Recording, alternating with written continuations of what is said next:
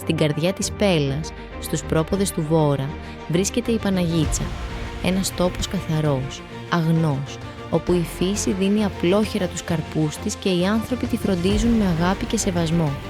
Από αυτόν τον τόπο ξεκινά το ταξίδι της Real Fruit.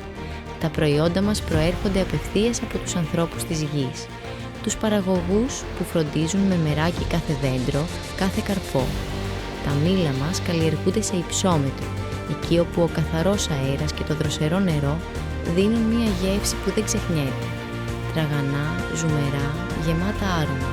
Κάθε μπουκιά είναι μία υπενθύμηση της αυθεντικής γεύσης της ελληνικής γης.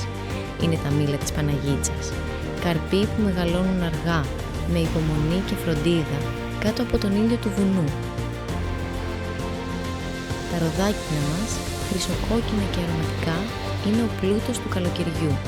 Γλυκά, με μεταξένια υφή και γεμάτα χυμό, το αποτέλεσμα μιας παράδοσης που περνά από γενιά σε γενιά.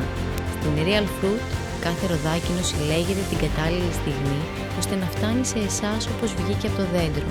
Φρέσκο, αγνό, αληθινό.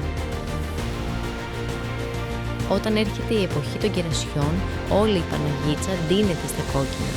Τα κεράσια μας, τραγανά και γλυκόξινα, είναι συνώνυμα της χαράς του καλοκαιριού. Κάθε καρπό συλλέγεται με το χέρι προσεκτικά, γιατί η λεπτότητα της φύσης αξίζει φροντίδα.